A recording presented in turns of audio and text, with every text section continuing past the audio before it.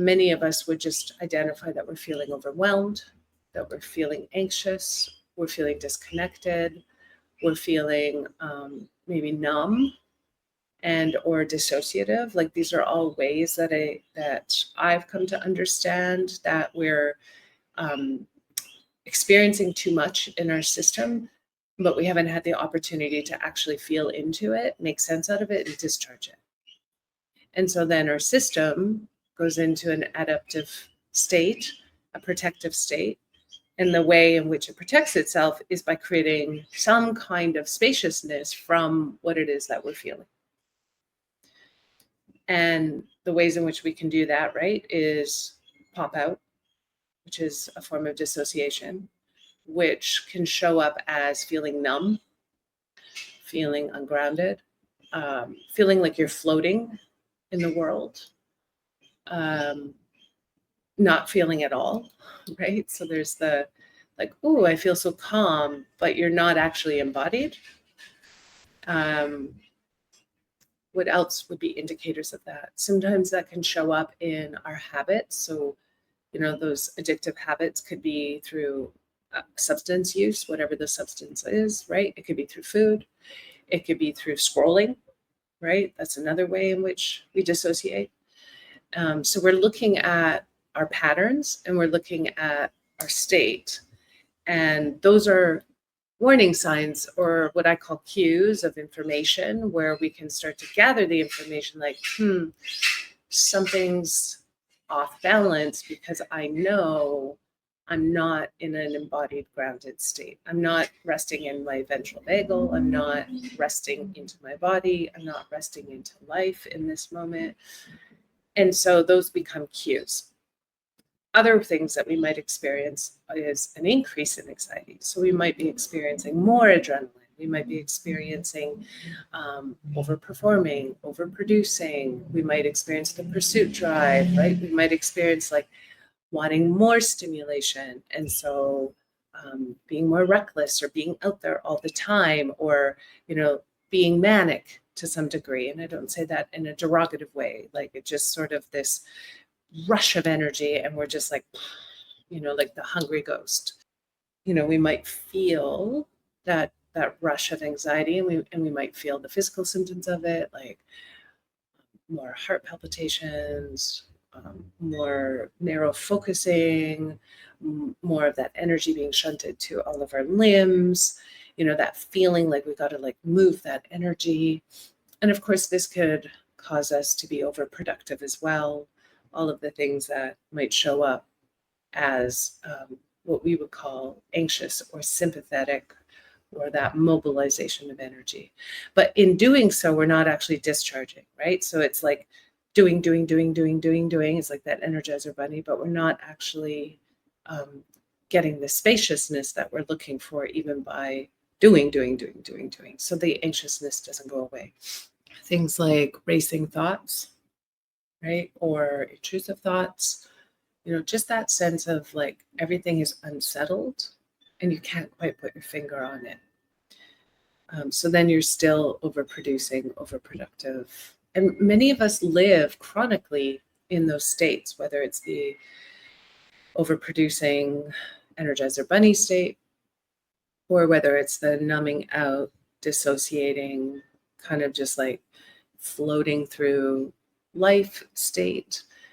And some of us just experience the collapse, right? So some of us experience the depressive state of being, the lethargy. I don't have energy to do anything. I'm sleeping all the time. I'm immobilized. I'm collapsed. I don't feel creative. I'm not producing at all. I don't want to go to work. Of course, we might overconsume in that state as well, but it's like the one is gas pedal is in overdrive, and the other one is the brake is permanently on, right? And then the other state is neither, where we've just popped out completely. So one of the things that I've noticed in my life is that when I'm in those states, certain patterns present, and so I'm starting to pay attention to what those patterns are, because those patterns become cues and they tell me, I really need to turn towards so that I can discharge this energy because something is off. And we might not know right away what's off, right? And so I know for myself, when I get into those states of being, it's like I need to turn towards the felt experience. I need to quiet the mind. I need to find my breath. I need to notice where I'm feeling everything in my body. And I need to like bring focused attention there so I can move the tears. Or if there's anger, move that energy. And so what I start to do is when the cues are there, when I get those information downloads like, Jennifer, you've been here before, you know this pattern, you know this is what your system does when you're in chronic stress, right? You can just call this stress overwhelm, right? Where we're trapped in the cycle of stress and things are piling on top. And it's like you can almost feel like you can't catch your breath because things are piling on top. And sometimes it can feel like an endorphin rush, right? And that I think is what Dispenza talks about in that one video in the program, where we get addicted to the hormonal or chemical experience. That's it, right? It's kind of like you're flooded with these endorphins. And so you feel high. There's kind of like a high on life, right? And that energizes you, but it's not sustainable. It's like there's a part of you that knows if I keep going, this is not sustainable. And so at this stage in my life, like I can recognize all those cues. So with that being said, the point is for you to start paying attention to those cues so you get really aware of how your system is communicating with you.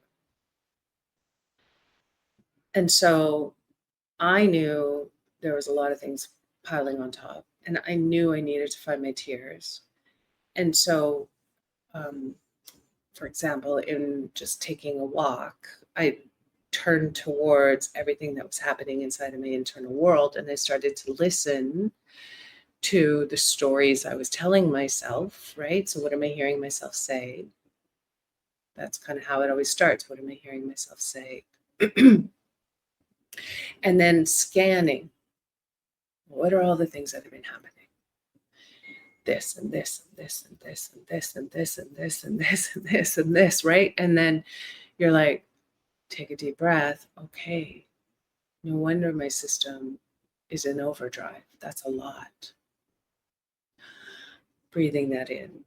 So there's this acknowledging of like, that's a lot, right? Versus, I should be able to handle that. No, of course I'm feeling the way I'm feeling. Okay, now let's see if I can dial in even a little more to know, like, under all of this, what am I really afraid of? What am I really feeling here? Right? And then if I can name that, now I'm starting to pull it apart so I can work with it versus it being all 10 things piled on one and all I can say is overwhelm, right? Or anxiety. Right. And so then as I'm scanning for patterns, as I'm noticing what's presenting itself and what it is that I'm really feeling, again, using myself as an example today, I came to the underlying thing, which was realizing that for most of my life, I'm holding other people's experiences, including my children, right? And very much in a caretaking role, very much in a space holding role, very much in this, like, is everybody else okay? And I'm good at it. But then I will neglect my own need for caretaking, to be cared for, right? In lieu of that. When that starts to happen, I'm out of balance. And so what really landed for me was first acknowledging all the pieces, going, okay, that is a lot. No wonder you're feeling what you're feeling. So not making myself wrong, not pathologizing myself for having what I'm feeling, the experience that I'm having. And then it was like the realization of like, well, who caretakes you? Caretakes you. And for how long has this gone on for? And when was the last time you've been caretaking? And what do you need for caretaking? And then I found my tears, because I realized that there's a part in me that can go all the way back deep into childhood that has never really been able to rest into somebody else's care. And so in the acknowledging of that and the impact that that has had on my parts and why I would be in a pattern now, my tears came. And then they were genuine, right? It wasn't just tears of overwhelm. It was like, wow, that is impactful, right? And then it's a real question of, okay, then what do I need for caretaking? Because I'm acknowledging that I need that. And who would I turn to? And what would that look like? What would that feel like? And then could I rest into that? Because, and then it was like, am I just resting into nature, to spirit? Like, is that who's caretaking me now? Right? And so then from that place, I could move that energy and feel that. And then, come back, have a conversation with my daughter, and there's more tears coming, and now we're getting into like what's real about all of this, what's really going on here.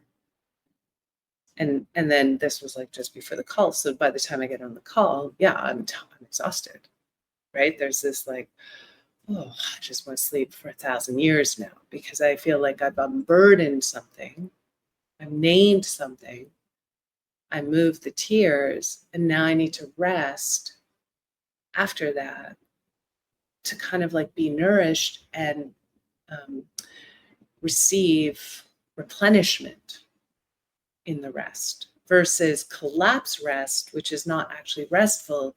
It's another form of dissociating. Does that make sense?